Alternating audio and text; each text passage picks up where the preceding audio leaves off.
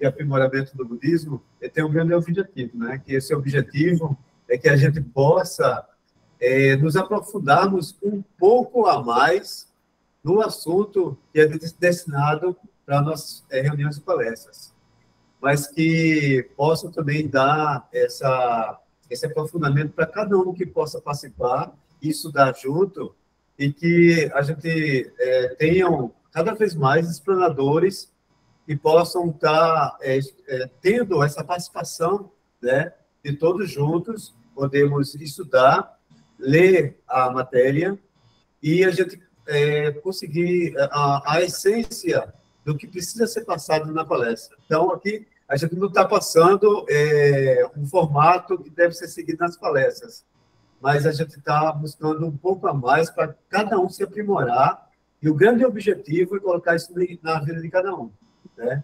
Nas nossas vidas. Todo mundo está escutando bem? Eu estou. Bem mesmo. Maravilha. Sim, tá bom.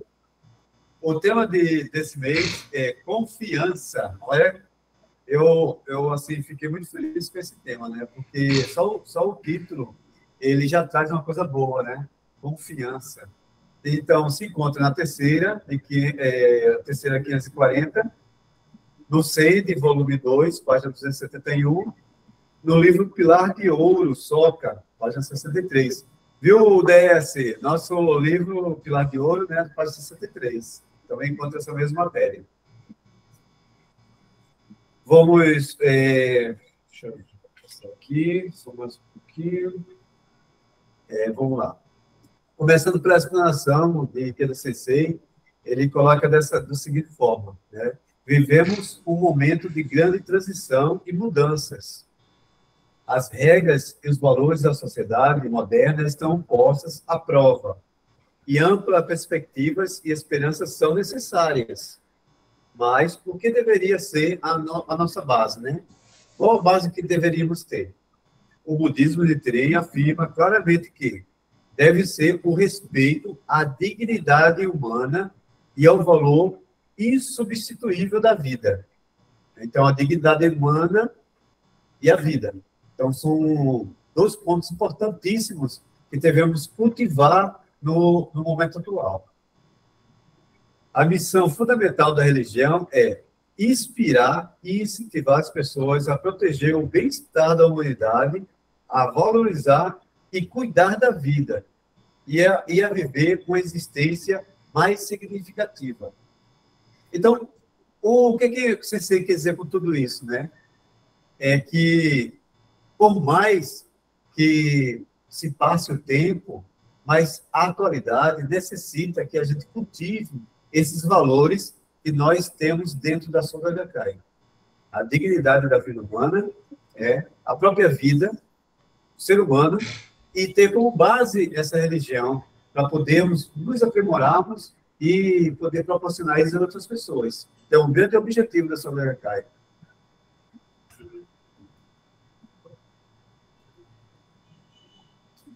O budismo de Trem é um ensinamento que nos ajuda a evidenciar força para lidar com qualquer dificuldade que encontramos nesse conturbado mundo cheio de conflitos. É um ensinamento que nos permite acumular o indestrutível tesouro do coração. Para quem lembra, né, os 3 tesouros: tesouro do cofre, tesouro do corpo e tesouro do coração. Então, como já sabemos, mas a gente sempre precisa lembrar disso nos momentos do nosso cotidiano, nosso dia a dia. Naquele momento, assim, poxa, qual é o tesouro que eu estou cultivando, né?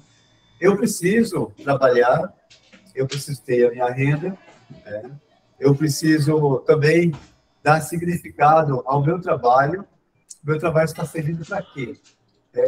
Eu estou produzindo o quê para outras pessoas? Então, também significar o trabalho. E o mais importante, que é o terceiro tesouro. Que é o tesouro do Coração. Coração. Que é justamente aquele que a gente cultiva no nosso próprio interior. E a gente faz com que a gente possa interagir melhor com outras pessoas. O amplo movimento popular da SGI para a Revolução Humana, caracterizado pelos incansáveis esforços de nossos membros para incentivar e apoiar as pessoas e demonstrar que todos possuem inerentemente o poder de superar qualquer adversidade. Brilha como uma poderosa fonte de inspiração e esperança. Então, assim, quando a gente fala com as pessoas, a gente tem o potencial de despertar a esperança nas pessoas que estão aflitas, que estão sofrendo, que estão passando por diversas dificuldades, como nós mesmos também estamos passando. Mas é a nossa atitude e o nosso comportamento que vai fazer a diferença, né? Então, vamos ao trecho do Gosho. Queria para essa parte? Acho que eu pulei, não foi? É. Trecho do Gosho. Ah, não, revigorar a vida das pessoas. Eu dei um pulinho. Tá Só bom. tem um trechinho que é importante também, né? E ele diz assim, revigorar a vida das pessoas. É isso que eu estava explicando nesse momento, que nós temos esse potencial de, mesmo a gente passando por dificuldades, mas a gente pode revigorar outras pessoas. Quando a gente faz isso, a gente está voltando para nós mesmos, essa boa sorte. Então, independentemente da época, o caminho para transformar o caos e a confusão da sociedade humana no nível fundamental reside nos indivíduos que cultivam sabedoria e força para viver com alegria e criar vitória por si mesmos. Então, começa a partir de dentro da gente mesmo. A realização espiritual das pessoas é a chave para alcançar isso. E no pensamento e na vida de Nichiren Daishonin encontramos uma filosofia cheia de esperança e diretrizes de ação que tornam isso possível. Nessa carta que Nichiren Daishonin escreveu, ele vai falar muito sobre o exemplo dele e também as dificuldades que ele enfrentou e como estava a sociedade da época e qual essa necessidade de transformar o ser humano para poder mudar a situação da época. Agora sim. Agora sim. Vamos ao trecho do Gosho, que é tão importante, né? O Gosho, quando a gente lê, é muito importante a gente ter uma base, tanto a base da própria filosofia do budismo, né? Conhecer os termos e o significado que Nichiren Daishonin está passando. Por isso que é sempre seguido com a explanação do Sensei, para poder a gente ter uma compreensão melhor naquilo que Nichiren Daishonin escreveu no século XIII no Japão. Então, é uma época diferente, de uma sociedade diferente. Mas que a maneira como ele escreveu, ela pode ser entendida nos dias atuais, a partir das colocações dessa riqueza, né, das explanações. Bom, o trecho da carta diz o seguinte. Posso ler? Ah, sim, pois não, né? O que foi? Pode ler, dona Silvia. Ah, muito bom. Obrigado. Posso ler? Pode. Carta para o sacerdote leigo Nakaaki, né? Nakaoki. Agora eu, Nichiren, não sou um morador da capital, nem do centro do país. Também não sou o filho de um general de fronteira. Sou apenas o filho de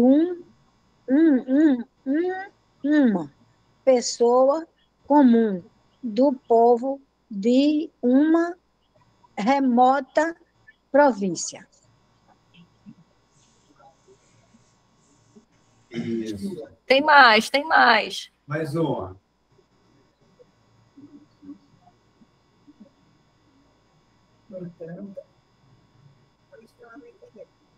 Tem mais um trechinho, dona Silvia. Tem, né? Esse outro, né? No entanto, por 27 anos, não recuei uma única vez. Ao contrário, continuei a falar com maior clareza e ainda mais fortemente para refutar o errôneo do mundo do budismo, tal como a lua cresce ou a maré sobe. Desculpe eu ler devagar, porque está pequeno para mim, eu tenho que ficar bem devagarzinho. Ótimo, ótimo. Pode deixar aqui. Ótimo. Obrigado, dona Silvia. Então, esse trechinho... Agradeço a oportunidade. Obrigado. Esse trecho do Gosho, o Gosho é bem maior, né? Ele leva cerca de 3, 4, umas 5 páginas. E ele vai, Nichiren Daishonin, ele vai narrar desde quando o budismo surgiu no Japão, no século VI. Então, a princípio, quando chega ao Japão, ele não é aceito de imediato o ensino do budismo. Até um pouco estranho para a cultura japonesa. Mas, na época, uma única pessoa que pronunciou o nome do Buda, e aí começou a propagação do budismo, foi um príncipe. Depois do passar do tempo, né, 700 anos depois, no século XIII, foi que Nichiren Daishonin pôde ensinar o ensino correto, porque muitos sacerdotes e outras escolas budistas não estavam passando o ensinamento do Sutra do Lótus. Se passava muito pronunciar o nome do Buda vida. O que acontece dessa forma? Né? As pessoas estavam muito habituadas a confiar mais na pronúncia do nome do Buda, porque para eles é como se fosse chamar sua própria mãe, em socorro do que eles estavam passando. Então, essa era a compreensão da época. Nichiren Daishonin se aprofundou nos estudos nas 5 principais escolas para poder demonstrar que o ensino correto estava no Sutra do Lótus e na recitação do Nam-myoho Renge-kyo.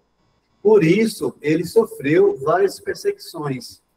E essas perseguições ele enfrentou desde o início. Como ele diz nesse trecho do Gosho, ele nesses 27 anos de propagação do ensino, ele não recuou um único passo. E acho que um ponto que é super interessante, vocês conseguem ouvir bem, né? Um ponto que eu acho que é super interessante, assim, é muito distante, né? Oriente e Ocidente. Mas você veja, assim, mesmo com raízes, né, de algum outro budismo, a ideia é muito parecida, né? A gente colocar alguém como salvador da gente, como, né, sempre colocar a imagem de uma pessoa ou de alguém, de um Buda, como um agente externo, né? Você falou muito bem, assim, tipo, toda vez que a gente está aperreado, o que a gente pensa? Nossa mãe. Mamãe é mamãe, né? E aí, com Deus é muito parecido, né? Assim, mesmo a gente na época, né? Assim, os povos ainda nem tinham se encontrado, mas aí aqui no Ocidente, na Europa, né? A gente tinha muito essa ideia também, né? Não, tem um cara ali em cima, um ser maior que eu, que vai me ajudar quando eu precisar. E é muito interessante, né? Quando a gente vê essa relação assim, a gente foi acostumado dessa forma, assim, a humanidade, né? E aí eu não falo nem a humanidade, né? E aí vem várias coisas de história, né? É mais fácil você controlar as pessoas dessa forma. Né? As pessoas que usam religião de forma de controlar a população e tudo mais, né? Então, quando você pensa nesses povos que faziam, né, essas invasões naquela época, então é muito mais fácil, né, você passar uma crença de que, tem um cara aqui, então você consegue controlar mais facilmente as pessoas. E aí acho que foi por isso, acho não, né, assim, isso é uma das razões de Nichiren Daishonin ter sofrido tanta perseguição. Imagina todo mundo ali controlando a galera e chegou esse doido aqui querendo libertar todo mundo, né? Querendo fazer todo mundo ser... A gente vai falar mais pra frente, eu não vou dar spoiler. Mas acho que essa analogia, né? Da gente entender que é muito parecido, né? Assim, é a mesma filosofia, né? Então, por conta dessa conjuntura, né? Dessa visão das pessoas da época, Nichiren Daishonin, ele afirma no próprio Gosho, ele não cometeu nenhum crime, nenhuma falta com as próprias leis temporais da época do seu governo. Ele não infringiu nenhuma lei da época. Então, ele era sempre uma pessoa íntegra. Né? Mas, mesmo assim, ele foi odiado e atacado por todos. Até mesmo no início pelos seus próprios familiares. Mas, mesmo assim, sabendo que ele estava no caminho correto, e que ele, por várias vezes, ele fez a predição correta e a refutação dos ensinos errôneos e tudo que estava acontecendo de calamidade no país e preveu a invasão estrangeira. Então, tudo que ele passou para o governo, tudo aquilo estava sendo concretizado. Então, todos sabendo, né, os outros sabendo que tudo que ele falou estava acontecendo, sabia que ele seria perdoado, tudo o que foi imputado de mentira seria totalmente retirado dele, ele seria inocentado. Sabendo dessa forma, foi por conta disso que ele teve uma grande perseguição. Né? A autoridade chegou ao ponto de tentar a decapitação dele e depois exilá-lo numa ilha deserta, numa ilha que ele não tivesse como sobreviver. Agora, esse ponto que eu queria chegar, né? Nessa ilha Sada. Essa ilha diz muita coisa, porque no cenário histórico diz o seguinte, pode passar. Diz assim, Dmitri Deschodin escreveu essa carta em 30 de novembro de 1279, quando residia no Monte Minoba. Endereçou a 2 discípulos da ilha de Sada, o jovem sacerdote leigo Nakaok e sua esposa. Além de elogiar a sincera fé do jovem sacerdote leigo Nakaok e sua esposa, Dmitri Deschodin explica a importância de sua própria batalha. Então, quem são esses dois jovens? Esses dois jovens eram, quer dizer, na época, né, eram filhos de Nakaori, que era um senhor já de idade, que acolheu o Dmitri Deschodin na ilha de Sada.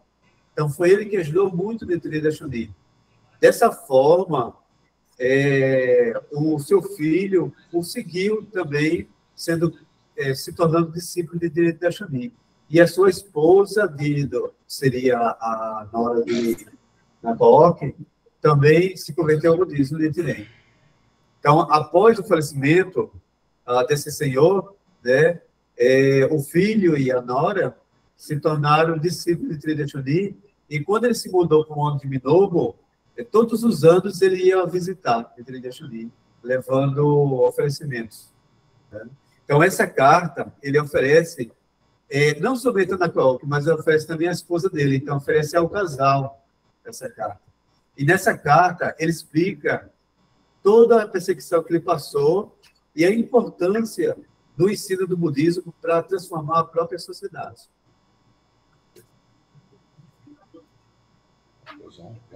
Então, vamos à conclusão dessa explanação, e ele coloca o seguinte. Deschodin, que está na terceira civilização, na página 52. Deschodin tinha um grande débito de gratidão com o pai de Nakaok, o falecido sacerdote leigo Nakaok Nodiro, que ofereceu apoio, assistência a ele durante o exílio de Sada, na ilha de Sada. Sem dúvida, Deschodin será muito feliz de ver a fé inabalável do filho de Nakaok Nodiro e os admirados esforços dele como praticante budista. Aí, nessa carta, além de elogiar a sincera fé do jovem sacerdote leigo Nakaok e sua esposa, Dmitri Deschodin explica a importância de sua própria batalha para destacar o profundo significado dessa luta. Ele dizia um breve resumo de como o budismo foi introduzido no Japão e toda essa trajetória, como ele foi, de início, né, entendido pelas pessoas, e Dmitri Deschodin precisou ensinar de uma forma mais prática para que as pessoas entendessem realmente o que era o budismo. Aí depois ele continua. Deschodin foi fundamental para a propagação do budismo para todo o Japão. mais adiante, e diz assim: Daishonin quase sempre descreve suas lutas em seus escritos. Ele faz isso para esclarecer seu papel e sua função em termos do budismo. Ele se dá o trabalho de explicar o significado dessas batalhas para que seus discípulos pudessem confiar de forma absoluta que seu ensinamento é correto. Então, todos esses exemplos que ele Daishonin dá é para poder comprovar a veracidade do ensino. Aí, finalizando aqui, né? Essa frase ela fica guardada para todos nós. E diz assim: a lei não se propaga por si mesma. Por ser propagada pelas pessoas, tanto a lei como as pessoas tornam-se dignas de respeito. Eu acho maravilhosa essa frase. Né? E agora eu passo para o jovem Guilherme. Boa noite. Eu vou só ver aqui. Peraí.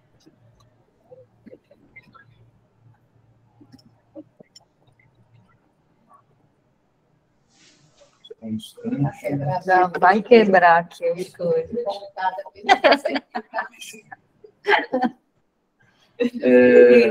Aí, continuando essa história desse monge leigo, né, o Nakaoki no Jiro, ele fala assim que todos os poderosos, todos os influentes da época, né, que se concentravam em Kamakura, eles temiam essas mudanças, essas transformações que o budismo Nichiren estava ameaçando, né? Porque uma coisa diferente, uma coisa que traz poder para a pessoa, como assim, né? O governo estava ameaçado, né? E os oficiais, eles fizeram esse exílio de Estado como uma sentença, né? Estavam tentando só esconder ele, mas ele estava realmente querendo deixar ele isolado e esquecido, né? A melhor coisa para você, porque se ele vira um mártir, né, ia ter um efeito oposto. E aí, só que nesse exílio, acho que é porque eu esqueci de ver isso, mas existiam localidades lá nas proximidades, né? Era longe da onde ele estava, mas existia, e aí um desses residentes, né, era esse Nakaoki no Jiro, que provavelmente, acho que pelo, não sei, né, esse nome, assim, por causa de ser uma pessoa de influência, né, o chefe da família, né, ele já era bem idoso, né, sacerdote, e ele acabou que protegendo o Daishonin, porque ele viu que o Daishonin era diferente, mas de uma forma positiva. Né? A Nembutsu era a dominante ali na ilha também. Eu acho que na maioria dos lugares, né, ali o Japão não era uma coisa só, não era um país, eram várias regiões e as ilhas, né? Aí cada um tinha um senhor feudal ali que controlava. Então, no caso, a principal ali, onde o Nichiren estava dominando ali, né, a região também. E aí o Daishonin conta que ele era um ancião da comunidade muito respeitado por todos como uma pessoa de boa situação econômica, boa posição social e de bom caráter. Então, as pessoas realmente respeitavam ele, né? Não era só um domínio, só tava dinheiro ou influência. Né? As pessoas gostavam do Nakaoki. No caso, o pai do discípulo, né? Do futuro discípulo do Nichiren. E aí, ele até conta, né, para a família dele, o próprio Nakaoki, quando eles falam sobre o Nichiren, né, ele até fala assim, esse sacerdote não pode ser uma pessoa comum. E aí isso, na hora, muda a visão dos subordinados, da própria família do Nakaoki. E aí eles acabam meio que seguindo esse desejo de proteger o Nichiren também. E aí até o Nichiren fala que isso né, esse fato não é outra coisa senão o funcionamento das funções protetoras do universo manifestando-se nas ações de Nakaoki no Jiro. Então, aquela coisa aquela coisa da ação leva ao Uma boa ação é uma outra boa ação, né? Você não espera a recompensa, mas você vai ter um efeito positivo. E assim, o Nichiren, pelo fato dele nunca ter recuado na missão dele, isso meio que deve ter, né, até tocado bastante esse senhor, né, que tinha bastante conhecimento religioso também, né, porque os religiosos, todos eles sabiam sobre os Sutajirotos, né? Só que eles não queriam ensinar, não queriam que as pessoas estudassem, tanto que o Nichiren, ele estudou lá no templo, né, no mesmo tempo que eles. Então, realmente, eles não concordavam, né, sabiam o que era. Aí ele até destaca, né, que o humanismo de Nakaoki, certamente por causa de sua idade também, né, e o prestígio que tinha, e suas qualidades pessoais, né, o velho Nakaoki, ele parece ter sido bastante influente para o Nichiren justamente até ter sobrevivido assim, a ter um pouco mais de chances de sobreviver, né? Mesmo naquela situação que ele estava. Vários outros discípulos a gente vê pelos brochôs, vários outros discípulos também ajudavam, né? Alguns iam até lá, mandavam suprimentos, né? E esse Akaoki no Jiro, ele não era discípulo, mas ele também fez parte dessa história, né? E porque ele conseguiu discernir, né, o caráter e a integridade do Nichiren. Aí, naturalmente, ele continua o sensei, né? Nakaoki Jiro devia saber o que os outros moradores de estado estavam dizendo sobre Daishonin também, né? Que o pessoal, quando o foco, né, ali como é que se diz? As pessoas não gostam de alguém, aí quer dizer que Daishonin Tá com boa tem sorte. uma Tem um gatinho aqui. Ele fala, né, que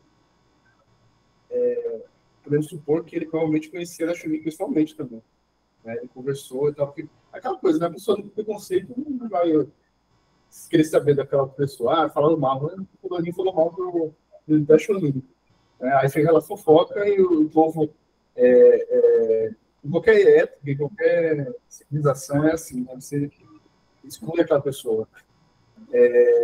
E aí ele não, ele já ou ele pode ter conhecido antes também, né? Nos estudos, em algum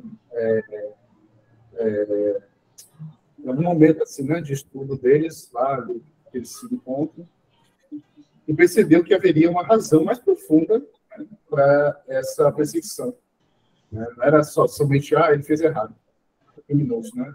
É aquela coisa do preso político, né? O preso político ele não é um criminoso para aquele meio, aquela sociedade, a questão, né?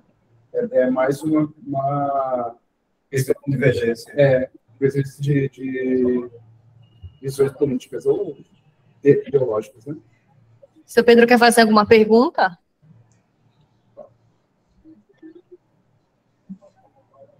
Pode falar. Acho que não. Acho que é pressão aqui. Muito bem. E aí, para finalizar essa parte, né, desse senhor, ele completa que parece que o idoso Nakaoki entendeu intuitivamente a profundidade do juramento de Nichiren, da Shonin pela felicidade e pelo bem-estar das pessoas, né? Que é o objetivo da religião, né? Ser esse farol da vida das pessoas. Como um cidadão confiável e respeitado, Nakaoki certamente conseguiu apreciar plenamente a genuína sinceridade da Shonin, por ser inabalável em juramento com sua causa.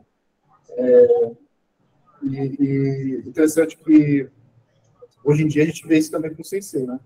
As pessoas, quando escutam e conhecem a história do mestre, elas também até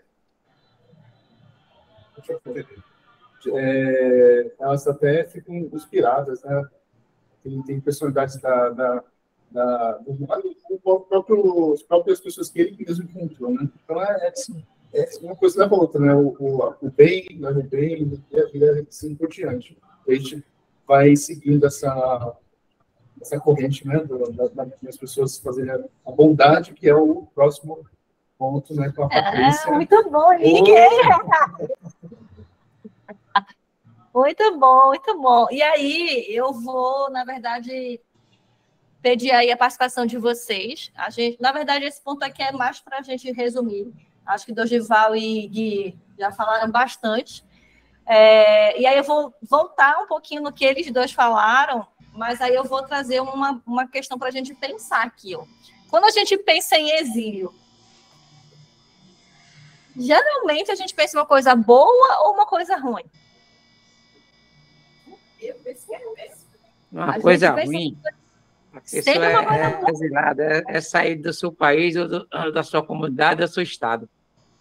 Exato. Mas, assim, continua sendo ruim, mas tem um outro ponto para a gente trazer, só mesmo para a gente abranger o nosso conhecimento de exílio. Né? Tem alguns exílios que a gente faz que são exílios espontâneos. Né? A pessoa mesmo ela decide sair e tudo mais e se isolar em algum lugar, mas, no geral, exílio tem essa conotação muito negativa. Né? A pessoa foi expulsa, foi despatriada, né? Deportada, entrou no retiro. E aí, vejam uma analogia que a gente pode fazer. Alguém aqui já passou por algum exílio? Não. Não, né? Não com nome de exílio. Não, né? Mas, se a gente tentar fazer um pouco de analogia, em 2020, na pandemia, a gente ficou exilado em casa, não foi? Cada um preso ali, sem poder sair, né? E aí a sensação que a gente tinha exilado era muito difícil, né? E assim, vou dizer, né? Na nossa casa, com comida, com infraestrutura, muitas vezes com a nossa família, né? A gente passou um ano e meio, entre aspas, exilado em casa. E foi uma experiência difícil, né? E aí, eu estou trazendo isso para vocês, para a gente ir tentando aqui junto perceber como que era para Nichiren Daishonin ser exilado. Ele não foi exilado uma vez, ele foi exilado, acho que 3 vezes, né? 3 vezes, né? Só que tinha uma diferença, só que tem uma diferença, né? Quando o Nichiren Daishonin foi exilado, todas as vezes que ele foi exilado, o Gui falou super bem isso daí, ele não foi exilado assim, fica lá escondidinho, não, que a gente não quer que a sociedade fique em contato com você. Não. Ele foi exilado para locais remotos, locais de difícil comunicação, sem uma casa, sem comida e sem roupa. Então, no fim do dia, o que era esse exílio? Era uma forma da gente matar Nichiren, mas sem matar. Não tinha ali, né? Vamos declarar, como chama? Pena de morte. Não tinha pena de morte.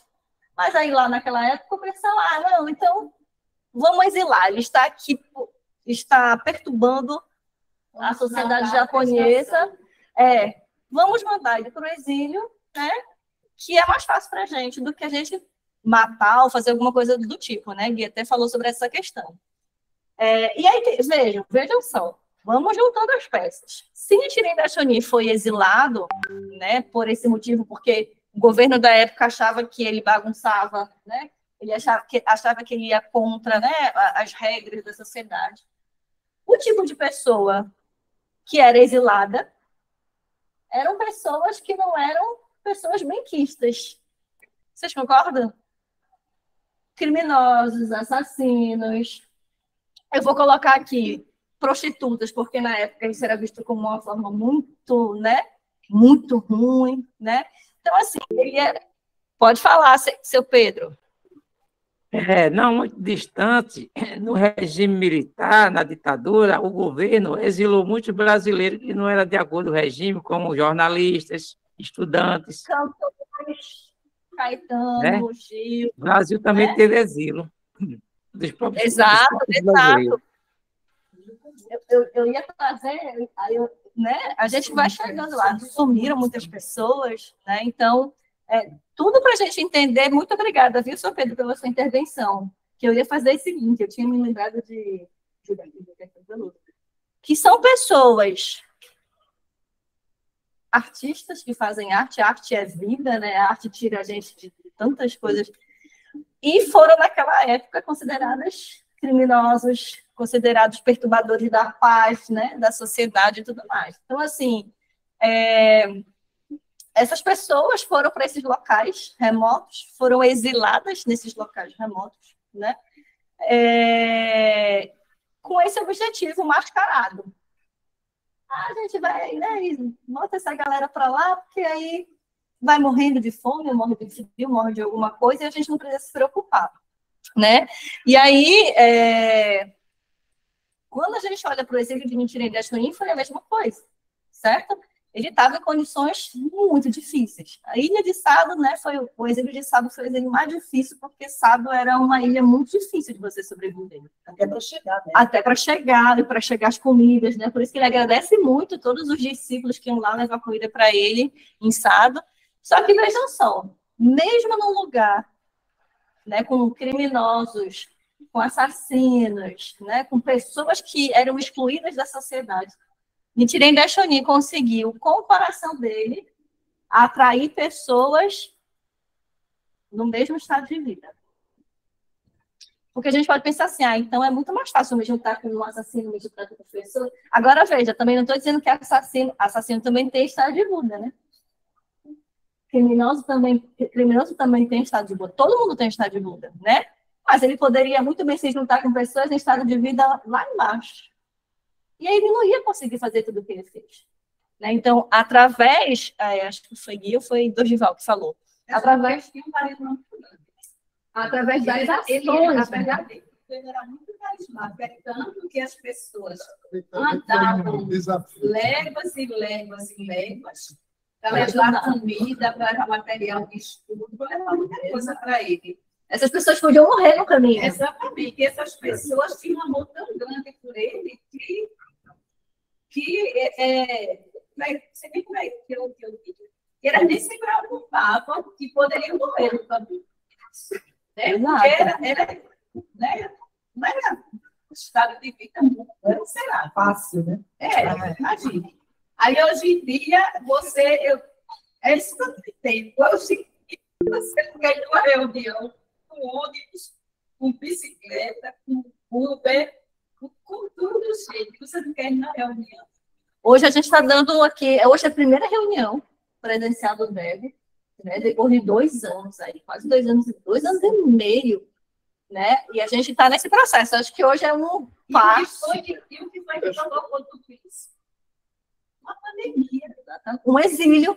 Exatamente, que diante do exílio de Nitirene foi nada, porque, como você falou, a gente estava exilado em casa, mas a gente tinha comida, a gente tinha a nossa caminha para dormir, quem tinha, a gente tinha família, a gente tinha uma coisa, muita gente casou com a pandemia. Descasou também, filho. Era verdade. Isso que a gente passou, que a gente foi terrível, não é nada. E até do que ele passou. Sim. Só ia falar. Ali foi um desafio, né? Também naquela época, né? Porque o ambiente que foi ali, falou aí, não era era péssimo. Mas o pensamento, assim, ele foi realmente meio exilado, né? Aí eu vou tentar voltar alguma coisa em relação a esse pessoal que está. E ele não e eu acho que esse ponto é interessante, porque ele estava pensando nas outras pessoas. O outro, exatamente. Não era nem ele falou, ele estava pensando. Porque se ele pensasse nele, ele dizia: era muito afastado desse doido aí, né? Eu vou fazer a vontade dele se assumiu o salvar minha pele. Não, ele pensou no outro. Exato. No final tem aqui, né? O principal objetivo de Nichiren foi garantir o direito das pessoas de serem felizes. Veja só, a gente tem o direito de ser feliz. A gente nasceu com o direito de ser feliz. Na verdade, acho que é até um dever nosso, né? De ser feliz. E isso estava sendo podado das pessoas, né? Porque sua felicidade dependia de um ser superior, do Buda Amida, seja lá o que for, né? Então, Nichiren Daishonin, em todo esse percurso, ele estava pensando em poder falar para as pessoas, deixar o legado dele na humanidade de que cada um de nós aqui tem direito de ser feliz. A gente ainda fala muito, né? A gente nasceu, desculpa, Sensei fala muito, a gente nasceu para ser feliz. Tudo bem, a gente sofre, a gente chora, fica triste, mas isso faz parte da vida. Isso não quer dizer que a gente não é feliz. Isso faz parte do caminho, né? A gente sente raiva, eu sinto raiva, a gente sente raiva, mas tudo isso faz parte do bolo da nossa vida, né? Tereza. Oi. É só para fazer um complemento, Patrícia, do que você falou. Você fez uma comparação que nós ficamos exilados por conta da pandemia. É isso? Então, a gente ficou, né, ficamos presos em casa por conta de um inimigo invisível, né? Sim. Enquanto que Nichiren e Daishonin eram inimigos declarados, como diz na matéria mesmo, que eu não achei mais aqui, né? Mas Sim. tem uma parte que os governantes, né, queriam exilar, mas para que ele morresse mesmo, né? Sim. Porque ele não aceitava o que o pessoal fazia na época, né? Ele refutava mesmo aqueles ensinos. Então, uma pessoa que era contra aquilo ali, para os governantes, teria que sair da frente deles, né? Então, Sim. assim, só essa comparação que eu quis fazer. Porque será que os outros criminosos também morreram? Era para morrer ou para cumprir pena e depois voltar? Entendeu? E lembrando Sim. também que Pedro falou que teve o exílio também, mas a gente tem que lembrar também da história do Brasil, que no Brasil antes era uma ilha, e que vinham para cá os criminosos, ficavam presos aqui, né? Mas a gente também não sabe se era só para cumprir a pena, para voltar. Né? Ao contrário de Nichiren, que Nichiren e Daishonin, a intenção dos governantes lá na época que era que morressem, né? Para que nós não tivéssemos hoje em dia esse aprendizado, né? É só isso mesmo. Eu acho que... Obrigada, Tereza. Eu acho que essas analogias são muito boas, né? Para a gente levar na reunião de palestra, porque traz o Gosho para perto da nossa realidade. A gente abre o diálogo, né? Todo mundo vai lembrando de alguma coisa, né? E aí, como a gente já tinha falado, né? Todas as ações de Nichiren e Daishonin, mesmo, né, em meio a todas aquelas perseguições, a gente falou isso, era com o objetivo de defender o direito da gente ser feliz, né? E aí, a gente precisa, de alguma forma, assim, né? Já vou terminar aqui, teria de ser, senão o Vinícius fica sem tempo. Que ele coloca aqui, né? Comprovar o caráter e o humanismo de alguém pode tocar e impactar a vida de muitas pessoas. Dorival falou sobre essa questão, né? Da gente poder inspirar outras pessoas, da gente poder impactar positivamente na vida das outras pessoas, né? Aí eu pergunto para vocês, como que a gente pode fazer isso? Como que a gente pode inspirar outras pessoas? Como que a gente pode tocar e impactar positivamente a vida das outras pessoas? Né? E aí acho que uma coisa que acho interessante para a gente conversar é que, assim, eu não preciso, tipo, eu tenho que ganhar um prêmio Nobel da Paz para poder impactar positivamente a vida das pessoas. Não é esse o ponto, né? O ponto é, no dia a dia, né, a gente passar na portaria, dar um bom dia para o porteiro, impacta positivamente na vida dele, eu tenho certeza, né? Porque ele está ali, às vezes, num trabalho maçante e tudo mais, está lidando com muitas pessoas difíceis. Então, assim, a gente pensar nesse como a gente está impactando a vida das pessoas, em como a gente está inspirando a vida das pessoas, não é a gente pensar numa coisa extraordinária. É porque eu tenho que ir à chácara do câncer, porque eu tenho que... Não é. Né? É a gente ser um ser humano, né? Como a gente veio falando aqui a reunião inteira. A gente ser um ser humano com essa bondade, né? Com esse coração que a gente vem ensinando a gente. Exatamente. E aí, às vezes, a gente pensa que né, uma besteirinha mesmo, assim, mas às vezes você está no elevador, né? E entra uma pessoa e você dá um bom dia, chega a pessoa, Às vezes, bom dia. pouquinhos vale muito mais do que uma ação grandiosa. Exatamente, exatamente, né? Então, assim, essa questão aí, e às vezes a gente nem sabe, né? Que a gente está inspirando tantas outras pessoas. Para fechar, Eu queria fazer o link, aí a gente fecha, eu vou fechar, porque tem Denise ainda, mas com o que Dorival... Eita, me fugiu. O que Dorival estava falando no início, que era sobre essa questão de inspiração, né? Lembrei. Muitas vezes a gente está sofrendo, né? Assim, eita, às vezes eu estou com desarmonia familiar, desarmonia financeira, qualquer questão que seja. E aí, às vezes, a gente pensa assim, poxa, assim, a gente nem pensa, na verdade, a gente só pensa assim, caramba, eu estou sofrendo muito. E aí, às vezes, a gente acha que a gente não tem como ajudar outras pessoas, né? Mas só o fato da gente estar ali todos os dias lutando para ultrapassar aquela dificuldade é uma inspiração para as outras pessoas. A vida de todo mundo tem perrengue, né? Todo mundo tem perrengue. Então, se você tem perrengue e consegue passar por ele de uma forma tranquila no sentido, né? Coração ali suave, né? De uma forma com sabedoria, mesmo que a gente esteja ali numa dificuldade grande, assim, tipo, nossa, eu tô uma desarmonia familiar péssima, mas as pessoas olham assim, nossa, mas ela tá ali desafiando.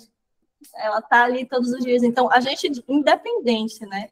Hoje, de como é que a gente está, de quais situações a gente está vivendo, a gente pode ser essa inspiração para as outras pessoas, né? Então, a gente tem uma responsabilidade, de certa forma, assim, mas não que isso seja um peso, certo? Assim, mas só o fato da gente conhecer o budismo, da gente recitar no mesmo Rengekyo, né?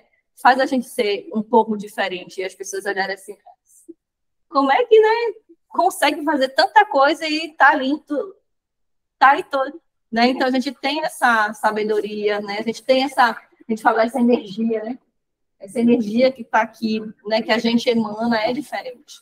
Né? Então, é através dessa forma que a gente consegue, né? Também impactar outras pessoas. Denise, eu vou passar os outros 2 slides e vou passar a bola para você. Senão a gente não finaliza. Aqueles 3 mestres, né? E ótimo, boa noite. Eu estou tão feliz. Eu no online, a boca seca, aí para chegar na minha vez, não tem jeito, a mão treme, mas eu estou tranquila. Eu estou feliz. É diferente, né? A explanação é diferente. Primeiro, agradecer, né, a família por nos ceder o espaço, porque é realmente um ponto de partida, é um chute, né, inicial, é um gol da mata para a gente dar isso mesmo a nossa revolução, né, para a gente poder transformar mesmo a nossa vida através do estudo. Aí, por que foi utilizado esse, né, escolhemos esse tema confiança? Porque é o mês do DS. A ADF não vai fazer nada esse mês. Nem os jovens. Brincadeira, vai apoiar, né? Aí, nós vamos passar o tema, ele está na página do Grupo Alvorada, o do mês de novembro. Depois a gente coloca no grupo. Então, assim, o tema é confiança. E aí ele diz assim, torne-se alguém que conquiste a confiança das pessoas. Aí fala muito que tornar-se uma pessoa confiável é um aspecto fundamental da nossa revolução humana e da nossa própria felicidade. Então, merecer sinceramente a confiança das pessoas, na família, no trabalho, na organização, é algo que todos nós devemos buscar e cultivar nos nossos corações e nas nossas ações.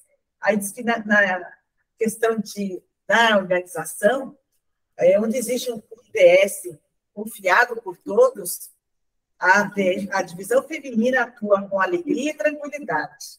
E os preciosos jovens avançam felizes. Por quê?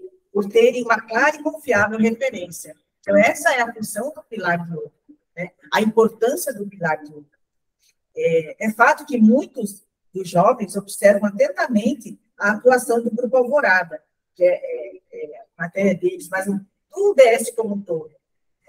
E o presidente Ikeda, ele afirma o seguinte: por favor, demonstrem aos seus filhos e aos jovens a prova real da fé, obtida por aqueles que servem como pilar de ouro do Conselho.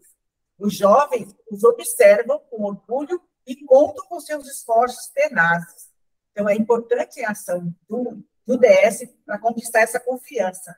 Né? Uma confiança é uma coisa que você não você não vai conquistar isso de uma hora para outra. O trecho da Nova Revolução Humana é volume 18. O meu livro ele está na página 213. Ele conta a história do Sakata. Sakata, ele sofreu um acidente e ficou...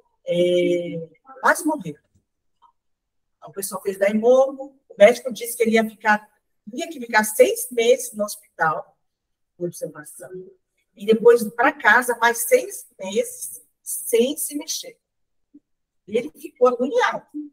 Aí, com o daimomo, que ele ficou inspirado com o daimomo da organização, né, dos amigos, ele decidiu, em pouco mais de 1 mês, ele foi para casa. E continuava fazendo daimomo. Ele perdeu o emprego, que era uma metalurgia, aí ele alugou uma salinha, foi fazer trabalhos, peças. Ele ficava horas e horas e horas fazendo projeto, fazendo as vendas, e se dedicando no daimomo, não perdia. Então, esse daimomo que ele encontrou nos amigos, fez com que ele fortalecesse ainda mais. Então, ele mesmo cansado, desanimava, porque ele sabia que ele precisava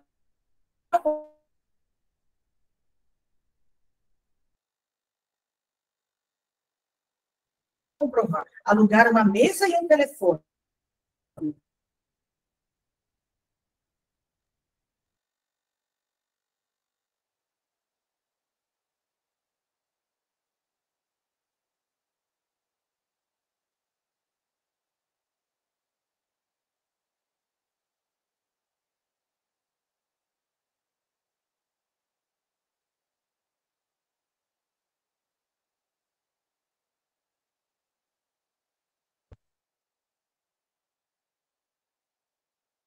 Voltando.